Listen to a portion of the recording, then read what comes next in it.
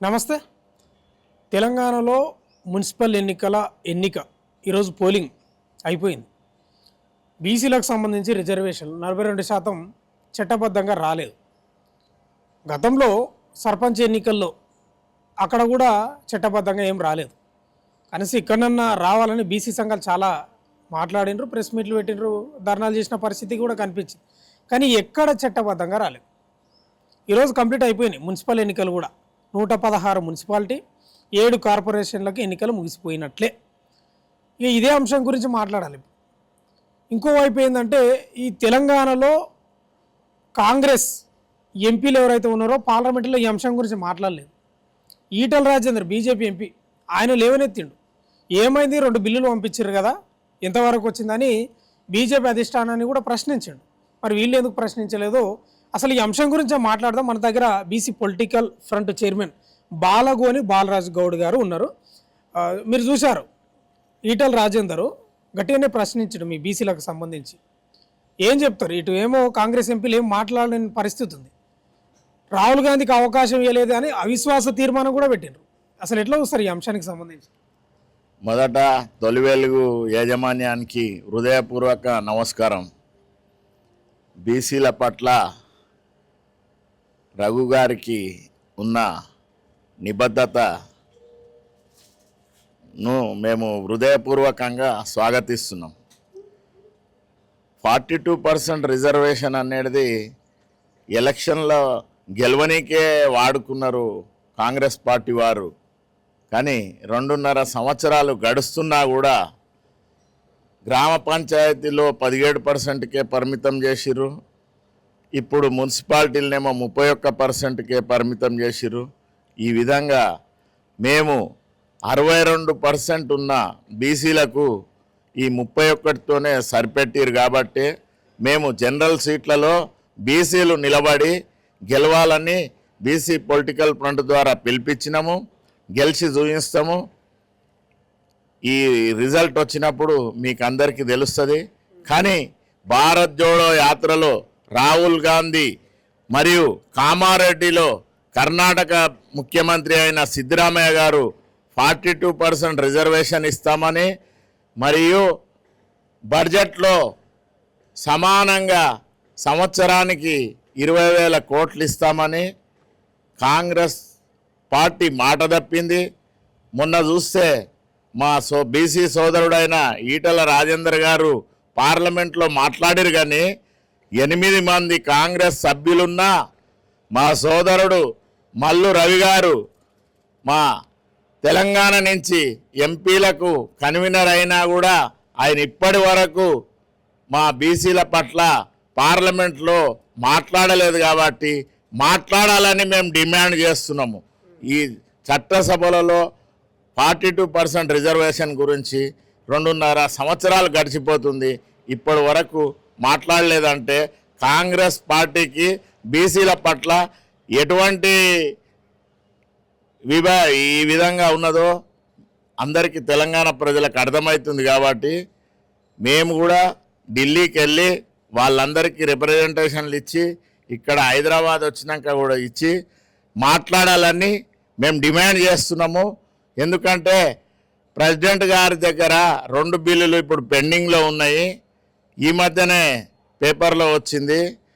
దానికి అనుగుణంగా ఇప్పుడు నడుస్తున్న పార్లమెంట్లో 42% రిజర్వేషన్ మీద కాంగ్రెస్ ఎంపీలు 8 మంది ఉన్నారు, బీజేపీ ఎంపీలు 8 మంది ఉన్నారు. దీని మీద చర్చ జరిపి మా రిజర్వేషన్ దక్కే దిశగా గట్టిగా ప్రయత్నం చేయాలని మేము డిమాండ్ చేస్తున్నాము.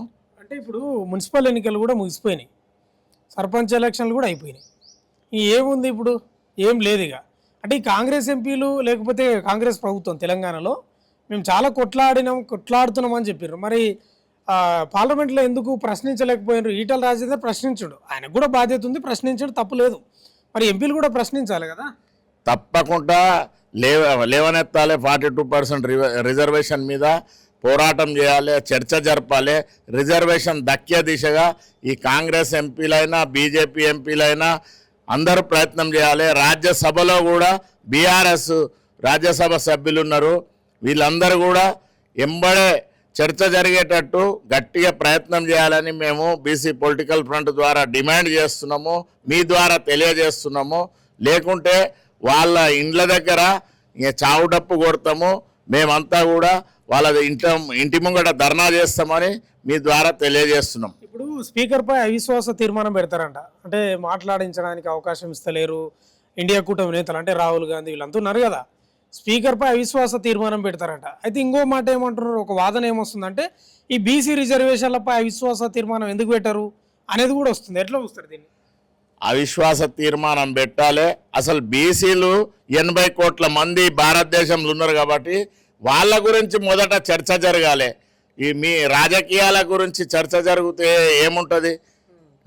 బీసీల రిజర్వేషన్ దక్కాలి. ఈడబ్ల్యూఎస్ మహిళా రిజర్వేషన్ ఏందో, బీసీ మహిళల రిజర్వేషన్ అంతా చట్టపరంగా జరిగే దిశగా గట్టిగా ప్రయత్నం చేయాలని ఈ అన్ని పార్టీలను డిమాండ్ చేస్తున్నాం. ఎందుకంటే బీజేపీకి కూడా బాధ్యత ఉంది. 8 మంది వాళ్ళకి ఇచ్చిరు, 8 మంది ఎంపీలను కాంగ్రెస్కి ఇచ్చిరు. కాబట్టి అందరూ పోరాటం చేయాలి, చర్చ జరగాలి పార్లమెంట్లో. మా రిజర్వేషన్ మాకు బీసీలకు ఇస్తేనే హైదరాబాద్ రావాలి, లేకుంటే అందరి ఇండ్ల దగ్గర ధర్నాలు నిర్ణయిస్తాము, చావు డప్పు కొట్టిస్తాము. అందరం కలిసి బీసీ, ఎస్సీ, ఎస్టీ, మైనార్టీలను కలుపుకొని ధర్నాలు చేస్తాము. ఇంకో అంశం, ఈ మధ్యకాలంలో బాలరాజు గారు ఈ తెల్లాపూర్లో ఒక అంశం నడుస్తుంది, విగ్రహాల వర్సెస్, అంటే శివాజీ మహారాజ్ విగ్రహం వర్సెస్ పూలే విగ్రహం. శివాజీ విగ్రహం పక్కన పూలే విగ్రహం పెట్టొద్దని కొంతమంది ఆ మధ్యలో విగ్రహాన్ని ఇట్లా పట్టుకొని తొలగించే ప్రయత్నం చేయడం, కొంచెం దాడి చేసే ప్రయత్నం చేయడం పెద్ద రచరచ్చ అయింది. ఉండొద్దంట, మరి దాని గురించి ఏం మాట్లాడతారు? ఎవరు ఉండొద్దంటే అగ్ర కులాలలో ఎవరన్నా దొరలు వెల్మోళ్ళు అంటారు, రెడ్డిలు అంటారు. కానీ బడుగు బలహీన వర్గాలకు జ్యోతిరావు పూలే అంటే దేవుడు, నిజమైన దేవుడు. సావిత్రిబాయి పూలే, జ్యోతిరావు పూలే, వాళ్ళను అడ్డగించేది ఎవరి శక్తి ఉంది? మేమందరం వస్తాము, అడ్డుకుంటాము, విగ్రహం పెడతాము. శివాజీ మహారాజు కూడా మావాడే, బీసీ బిడ్డనే. కాబట్టి మేము బీసీలకు ఆరాధ్య దైవమైన జ్యోతిరావు పూలే విగ్రహాన్ని పెట్టకుండా అడ్డగించటంలోనూ అడ్డు తొలగించి పెడతాము, ఆయనను ఆరాధిస్తాము.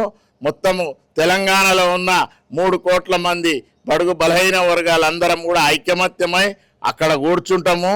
ఆ విగ్రహాన్ని నెలకొల్పేదాకా ఎవరిని ఈ అగ్రవర్ణాలను దాపులకు కూడా రానియం. అంటే వాళ్ళ కుట్రనేనా అగ్రవర్ణాలకు సంబంధించిన వాళ్ళ కుట్ర ఏమైనా ఉందా?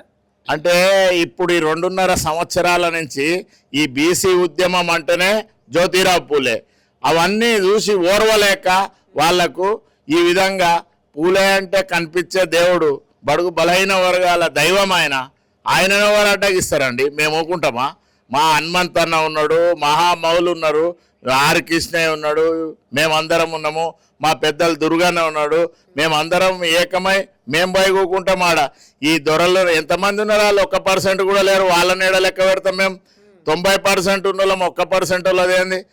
ఏ ఎంపీ వచ్చినా ఎవరు వచ్చినా పక్కకు జరిపేసి ఆయన విగ్రహం ఆవిష్కరిస్తాము, మేము వెళ్తాము. బీసీ పొలిటికల్ ఫ్రంట్ ఎప్పుడు వెళ్తారు? తెల్లాపూర్ ఎప్పుడైనా ప్రోగ్రామ్ పెట్టుకున్నారా?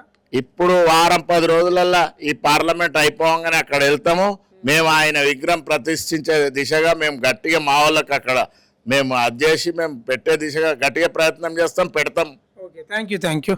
దుర్గన్న గారు, మీరేం చెప్తారండి? ఈ తెల్లాపూర్లో ఈ అంశం మీకు మీ దృష్టికి వచ్చి ఉంటుంది, మీరు చూసి ఉంటారు. అంటే పూలే విగ్రహాన్ని పెట్టొద్దు అనేది కొంత వాదన, దాడి జరిగే ప్రయత్నం కూడా చేశారు. ఎట్లా చూస్తారు? S Durgaiah Goud, BC political front vice chairman. Tellapur అంశమే కాదు, రాష్ట్రంలో చాలా చోట్ల గతంలో ఇదే మన పంజాగుట్ట చౌరస్తాలో అంబేద్కర్ విగ్రహాన్ని కూడా తీసి చెత్త లారీలేసి తీసుకుపోయినటువంటి సంఘటనలు. దాని మీద హనుమంతరావు గారు చాలా పెద్ద ఎత్తున పోరాటం చేసినటువంటి పరిస్థితి.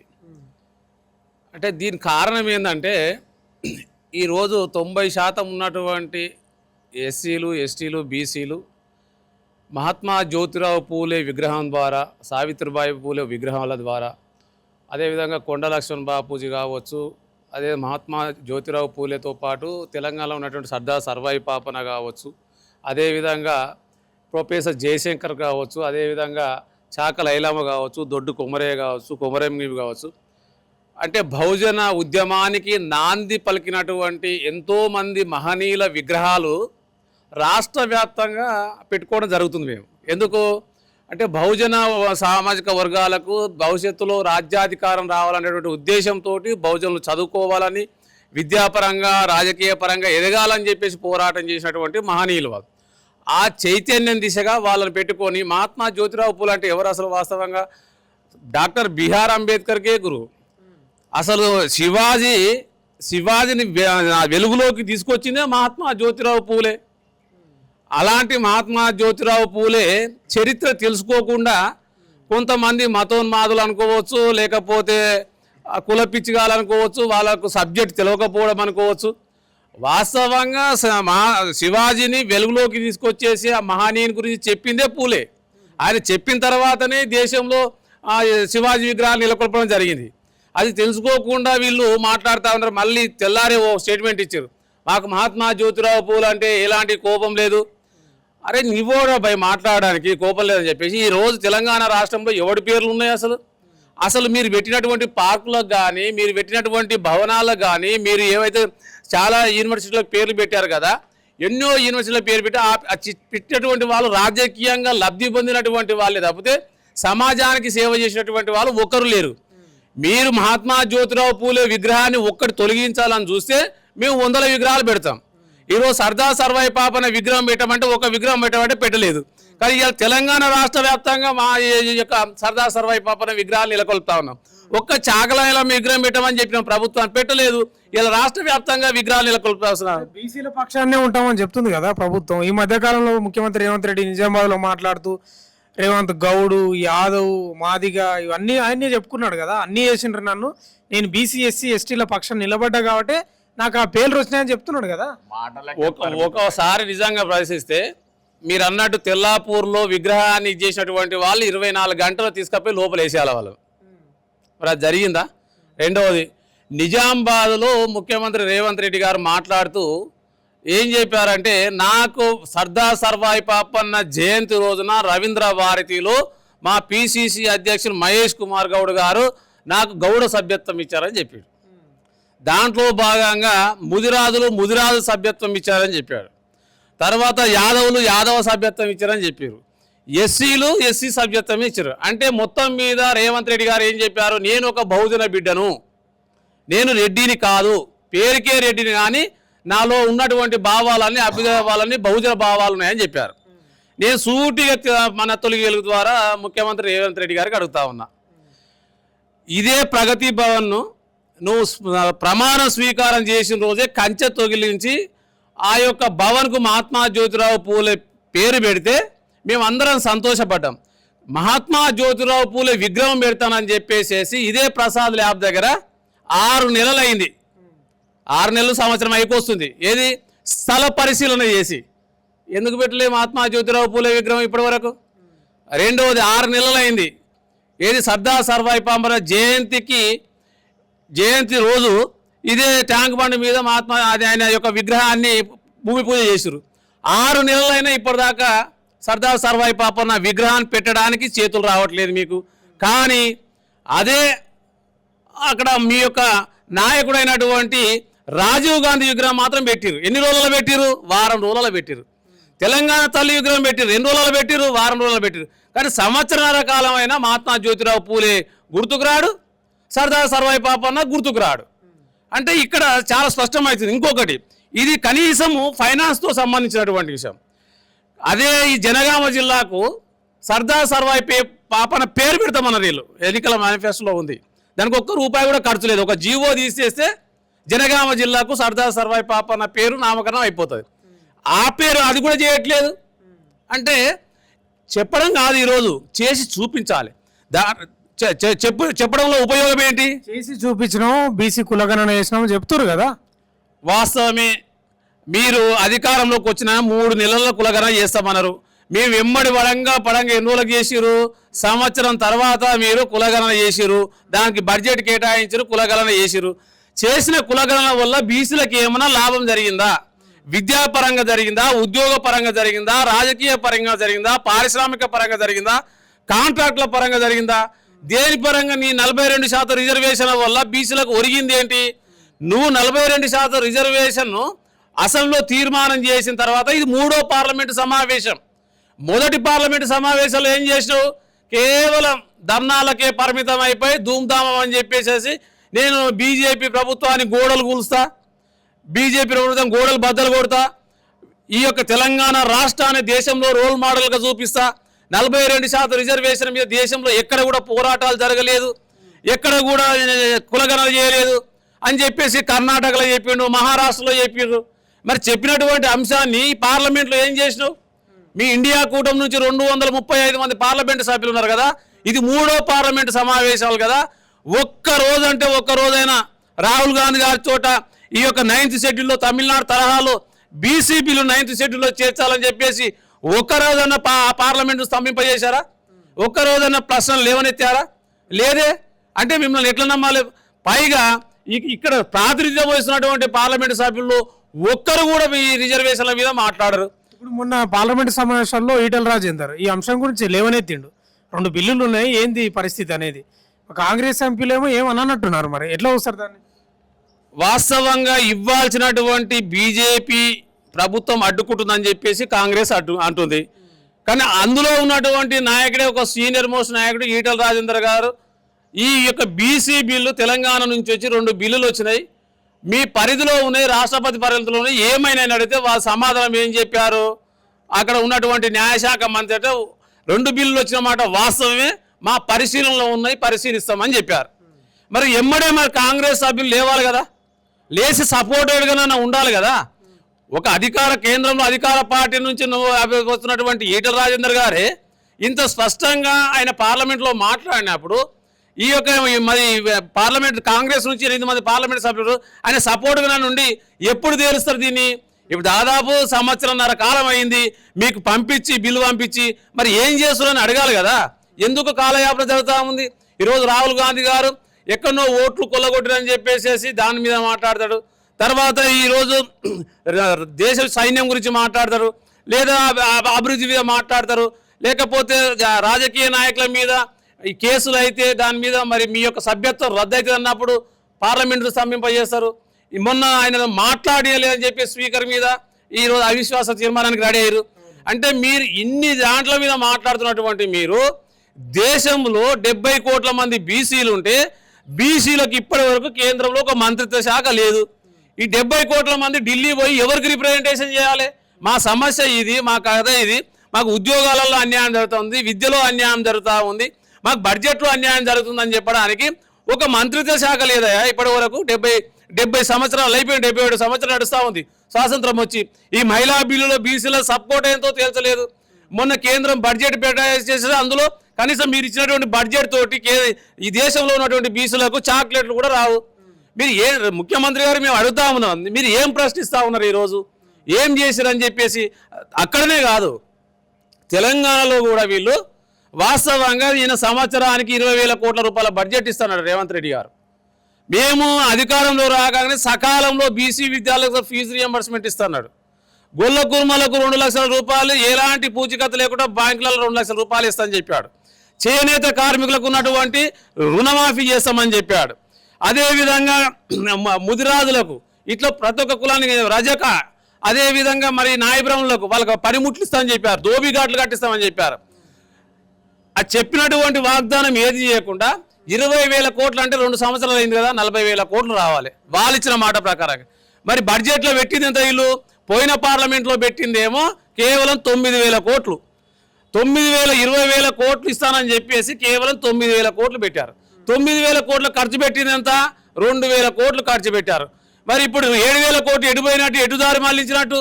మళ్ళీ మొన్న జరిగినటువంటి అసెంబ్లీలో 11,000 కోట్లు కట్టేశారు, ఒక్క రూపాయి ఖర్చు పెట్టలేదు. ఇప్పుడు వచ్చేది మార్చి, అంటే 20,000 కోట్లు 40,000 కోట్లకు మీరు ఇచ్చింది 19,000 కోట్లు కేటాయించేసి అందులో 2,000 కోట్లు ఖర్చు పెట్టారు. ఈరోజు రాష్ట్రంలో బీసీ విద్యార్థులు దాదాపు 10 నుంచి 11,000 కోట్ల రూపాయల ఫీజు బకాయిలు ఉన్నాయి. ఇంజనీరింగ్ చదివేటోళ్ళు కానీ, మెడిసిన్ చదివేటోళ్ళు కానీ, పీజీ చేసేటోళ్ళు కావచ్చు, డిగ్రీ చేసేటోళ్ళు కాదు, చాలా కాలేజీలలో ఇప్పుడు ఫీజు రియంబర్స్మెంట్ ఇయ్యక చాలామంది విద్యార్థులు చదువుకు దూరమైనటువంటి పరిస్థితి. ఇలా గురుకుల పాఠశాల పరిస్థితి చూస్తే ప్రతి గురుకుల పాఠశాలలో పురుగుల అన్నం తిని అస్తవ్యస్త గురవుతున్నటువంటి పరిస్థితి ఉంది. దాని గురించి ఏమైనా పట్టించుకుంటారా? ఈ యొక్క విద్యాశాఖ మంత్రిగా ఈయన రాష్ట్ర ముఖ్యమంత్రి విద్యాశాఖ మంత్రి ఉన్నాడు. విద్యాశాఖ మంత్రి గుండి కూడా ఇంత పిల్లలకి ఇంత అన్యాయం జరుగుతుంటే మాట్లాడేటువంటి పరిస్థితి ఉంది. అదే కాకుండా ఈరోజు పోయిన సంవత్సరం రంగారెడ్డి జిల్లా లోపల ఒక గౌడ సభలో రేవంత్ రెడ్డి గారు లస్కర్ కూడా అని ఉంది. దానికి అక్కడ మన గౌడ కార్మికులకు సేఫ్టీ కిట్లు ఇచ్చారు. దాంట్లో సందర్భంగా ఆయన వేదిక మీద చెప్పాడు. అప్పుడు ఎంత ఉన్నది ఈ గౌడ్లకు ఇవ్వాల్సినటువంటి ఎక్స్గ్రేసి ఎంత ఉందంటే 3 కోట్ల రూపాయలు చెట్ల మీదకి వెళ్ళి పడ్డోళ్ళవి 3,000 కోట్ల రూపాయలు ఉన్నది ఆ రోజుకి. ఈ రోజు 13,000 కోట్ల రూపాయలు 10 కోట్ల రూపాయలు 13 కోట్లు పెండింగ్ ఉన్నది. అంటే అప్పుడు 3 ఇప్పుడు 10 అయింది.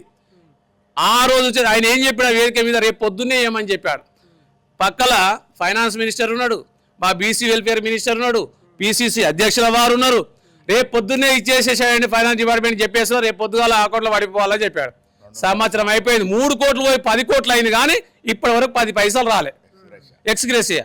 మొన్న ఈ నిజామాబాద్ పర్యటనలో ఉన్నప్పుడే ఒక గౌడ కార్మికుడు తాడి చెట్టు మీదకి వెళ్ళి తలకిందులు కాబడు, తలకిందులు అయిపోయి అర్ధగంట సేపు ఆహాకారాలు చేసినా ఈయన హెలికాప్టర్ పంపిస్తే 5 నిమిషాల్లో అక్కడ మనిషి బతికేటోడు. ఈయన పంపించకపోతే అక్కడ స్థానికంగా ఉన్నటువంటి వాళ్ళు క్రేను అవి పెట్టేసి తాళ్ళేసి చనిపోయిన శవాన్ని దించడానికి కూడా తాళ్ళతోటి ఇట్లా ఊపిరి తాడి చెట్టును ఊపి జారిపోయేటట్టు చేసి ఈ వ్యక్తిని ఇస్తాడు. అంటే పరిస్థితి అంత మీకు కళ్ళ గట్టినట్టు టీవీలలో కనపడుతున్నప్పటికీ కూడా అంటే వృత్తిని చేసేటోళ్ళం భయపెట్టడానిక, ఆ వృత్తి చేయకూడదు అనేటువంటి ఉద్దేశం ఉన్నట్ట. ఏమనుకోవాలి అసలు? రక్షణ కిట్లు అంటారు, రక్షణ కిట్లు ఇయ్యరు. చనిపోయిన వాళ్ళకు ఎక్స్గ్రేస్ అయ్యారు, వృత్తిని కాపాడుతామని చెప్పారు. మేము ఒక బీఆర్ఎస్ ప్రభుత్వం కంటే మెరుగైనటువంటి ఇంకా గౌడ్లకు మేము అదేది కేరళ రాష్ట్రంలో ఏవైతే ఉన్నాయో దానికంటే మెరుగైనటువంటి తెలంగాణలో తీసుకొచ్చేసి వృత్తిని కాపాడదామని చెప్పేసి ఎక్కడో ఒక చోట కల్తీ జరిగిందని చెప్పి హైదరాబాద్లో ఇవాళ ఎన్నో కళ్ళు కంపౌండ్లు మూసేసినావు. 69 కళ్ళు కంపౌండ్లు మూసేసినావు. అంటే దానివల్ల ఎంతమంది గౌడ్లు రోడ్డు మీద పడ్డట్టు అన్న. నువ్వు అభివృద్ధి చేస్తానని చెప్పేసి ఈరోజు ఉన్నటువంటి దాన్ని తీసేసినావు. అంటే అప్పుడు గతంలో రాజశేఖర రెడ్డి కూడా ఇదే విధానం కొనసాగించేసి హైదరాబాద్లో కళ్ళు దుకాణాలు ఎత్తేసేస్తే బీఆర్ఎస్ గవర్నమెంట్ వచ్చినప్పుడు మాజీ మంత్రి శ్రీనివాస్ గౌడ్ దగ్గరుండి ఇది ఎక్సైజ్ వాళ్ళతోటి చేపించాడు. అదే కాదు, ఆ రోజు 15% పెట్టించిన ఆయన శ్రీనివాస్ గౌడ్, ఏది మాజీ మంత్రి 15% పెట్టించిండు రిజర్వేషన్ గౌడ్లో. మా వృత్తి ఇది, ఎక్సైజ్ అనేది మా వృత్తి అనేది, దీంట్లో మాకు కావాలని చెప్పేసి. వీళ్ళేమన్నారు ఎన్నికల మేనిఫెస్టోలో, మేము వస్తే అధికారంలోకి వస్తే 25 ఇస్తామన్నారు. 25 ఇస్తామన్నటువంటి కాంగ్రెస్ పార్టీ 1% కూడా పెంచకుండా అదే 15% ఇచ్చి ఉన్న దుకాణంలో మూసేసారు. అంటే వీళ్ళని ఏమనుకోవాలి? అంటే ఇప్పుడు ఫైనల్గా ఏంటి, బీసీ ప్రభుత్వం అని ప్రభుత్వం పదే చెప్పుకుంటుంది కదా, ఏం చెప్తారు ఫైనల్గా? అంటే మున్సిపల్ ఎన్నికలు కూడా ముగిసిపోయినాయి ఈరోజు, ఈ రిజర్వేషన్ల అంశం కూడా ఇప్పుడు ఏం మాట్లాడే అంశం ఏం కాదు. ఇక ఏం చెప్తారు ఫైనల్గా? మేము ఏం చెప్తాం అంటే వీళ్ళు పంచాయతీ వాళ్ళు స్పష్టంగా మా పిసిసి అధ్యక్షులు మహేష్ కుమార్ గౌడ్ చేత కానీ పొన్నం ప్రభాకర్ గౌడ్ చేత కానీ చాలా స్పష్టంగా చెప్పించాడు ముఖ్యమంత్రి గారు. ఏమని? మేము ఎన్నికలు జరిపితే గిట్లా 42% రిజర్వేషన్లతోటే స్థానిక ఎన్నికలు జరిపినా, మున్సిపల్ ఎన్నికలు జరిపినా, జెడ్పీటీసీ ఎంపీటీసీ ఎన్నికలు జరిపినా 42% తోటే జరుపుతామన్నారు. లేకపోతే మేము జరిపే ప్రసక్తి లేదని చెప్పి ఆ మాట తప్పేసేసి ఎన్నికలు 20 ఇచ్చారు. ఎంతకు? గత మాజీ ముఖ్యమంత్రి కేసీఆర్ గారు 34% రిజర్వేషన్ ఉంటే ఆయన 22కి చేసిండు. ఆయన కంటే నేనేం తగ్గద్దు, నేనేం తక్కువ కాదని చెప్పేసి ఈ ముఖ్యమంత్రి ఏం చేసిండు?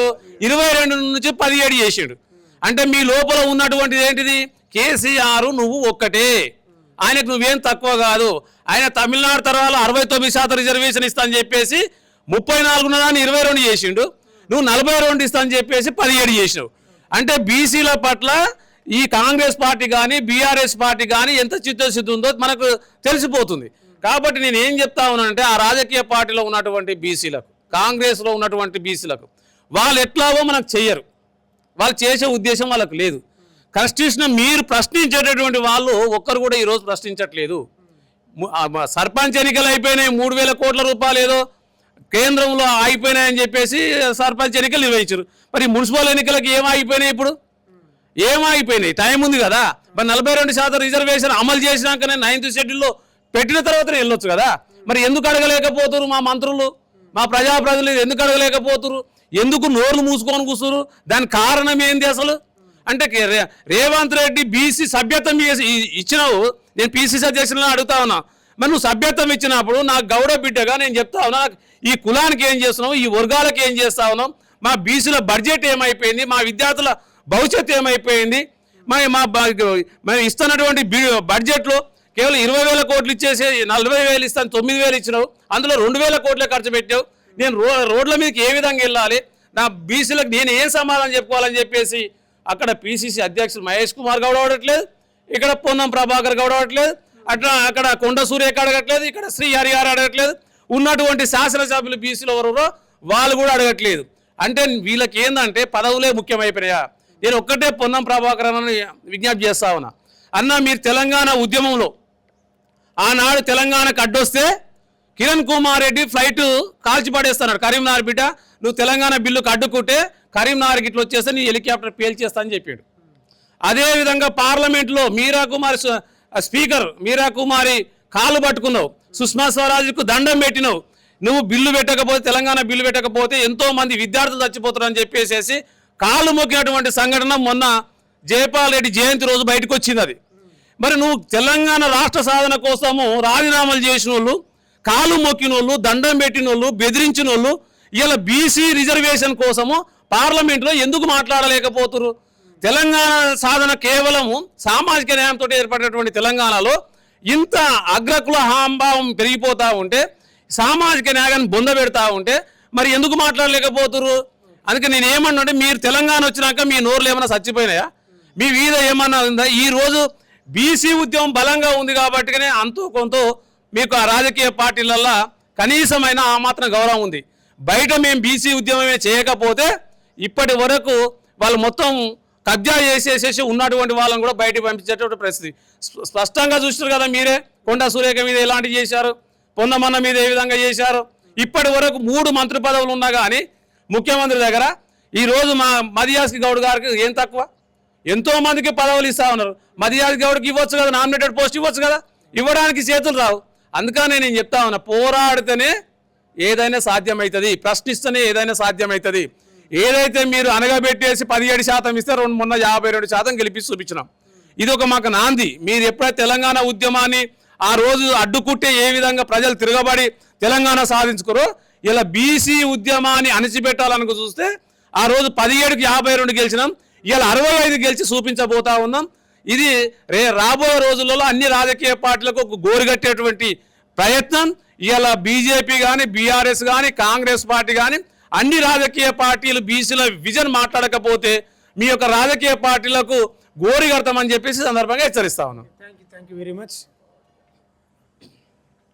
టీపీసీసీ అధ్యక్షుడు మహేష్ కుమార్ గౌడ్, బీసీ సంక్షేమ రవాణా శాఖ మంత్రిని ఈరోజు బీసీ పొలిటికల్ ఫ్రంట్ తెలంగాణ గౌడ సంఘాల సమన్వయ కమిటీ అయిన బాలగోని బాలరాజ్ గౌడ్, మా ఉద్దేశం ఏంటంటే ప్రధానమైన డిమాండ్, చెట్ల మీదకి వెళ్ళి వాడి పిట్టల్లాగా చనిపోతున్నారు, వాళ్లకు ఎక్స్గ్రేషియా ఎంబడే రిలీజ్ చేయాలి, విడుదల చేయాలని మిమ్మల్ని డిమాండ్ చేస్తున్నాము, కోరుతున్నాము, రిక్వెస్ట్ చేస్తున్నాము. మేము తొలివెలుగు ద్వారా చెప్తున్నాము, మీరు తెలుసుకోండి ఎంత ఆవేదనకు గురి అవుతారు గౌడ సోదరులు. మీరు మా సోదరులు అక్కడ ఉన్నతమైన పదవులు ఉన్నారు కాబట్టి ఎంబడే ఎక్స్గ్రేషియా రిలీజ్ చేయాలని మేము మీ ద్వారా తెలియజేస్తున్నాం. Thank you very much.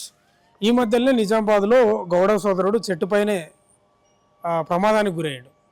Ex gratia తొందర ఏమంటున్నారు, ఈ నాన్సుడు ఎందుకు? ఎవరైతే ఆ ప్రమాదానికి గురయ్యారో వాళ్ళకి ఎక్స్గ్రేషియా చేయాలి, బడ్జెట్ కేటాయించారు అనేది ప్రధానంగా చెప్తారు. అటు దుర్గయ్య గారు కానీ, బాలగోని బాలరాజు గౌడ్ కానీ చెప్తున్నది అదే, బీసీలకు ఒరిగింది ఏం లేదు, రిజర్వేషన్లకు సంబంధించి మున్సిపల్ ఎన్నికలు పెట్టాల్సిన అవసరం ఏం తొందర ఏముంది. సరే, సర్పంచ్ ఎన్నికలు అంటే కేంద్రం నుంచి నిధులు ఆగిపోతాయన్నారు, ఓకే పెట్టుకున్నారు. మున్సిపల్ ఎందుకు పెట్టిండ్రు? 42% గురించి అసలు పార్లమెంట్లో ఎందుకు మాట్లాడలేదు? బీజేపీ ఎంపీ మాట్లాడిండు, 100% మాట్లాడాలి, ఆయనకు బాధ్యత ఉంది. మరి కాంగ్రెస్ ఎంపీలు ఎందుకు మాట్లాడదు అనేది ఒక రకంగా తూర్పారబడుతున్న పరిస్థితి కనిపిస్తుంది. భవిష్యత్తులో 3 పార్టీలను కూడా ముచ్చెమటలు పట్టిస్తాం, మా తడాకేందో అని ఒక రకంగా వార్నింగ్ ఇస్తున్నట్లే కనిపిస్తూ ఉంది. చూద్దాం ఏం జరుగుతుందో. మొత్తమే అయితే తెలంగాణలో మున్సిపల్ ఎన్నికలు ఈ రోజుతో పోలింగ్ అయిపోయినాయి. మరి ఇక బీసీ పొలిటికల్ ఫ్రంట్ వాళ్ళ ఆధ్వర్యంలో కార్యాచరణ భారీ స్థాయిలో ఉండేటట్లే కనిపిస్తూ ఉంది. చూద్దాం అటు పూలే విగ్రహం కూడా బాలగోని బాలరాజు గౌడ్ గారు కూడా మాట్లాడుతూ ఉన్నాడు. ఎవరు అడ్డు వస్తారో చూస్తాం, మేము పెట్టే చూపిస్తామని చెప్తున్నాడు. ఒక రకంగా వారింగే అది కూడా. చూద్దాం ఏం జరుగుతుందో. తెల్లాపూర్ కూడా సందర్శిస్తాడంట. మంచిదే, ఎందుకంటే తెలంగాణలో పూలే విగ్రహానికి పోలీసులు అడ్డు ఏది సెక్యూరిటీ ఉండడం అంటే ఇంకా అది మామూలు విషయం కాదు. బీసీ సంఘాలు అయితే చాలా తీవ్ర వ్యతిరేకంగా మాట్లాడుతూ ఉన్నారు. ఎవరైతే ఆ విగ్రహాన్ని పెట్టొద్దని ఎవరైతే అంటున్నారో వాళ్ళను రకంగా తూర్పారపడుతున్నారు. చూద్దాం ఏం జరుగుతుందో. చూస్తూనే ఉండండి మన తొలి వెలుగు.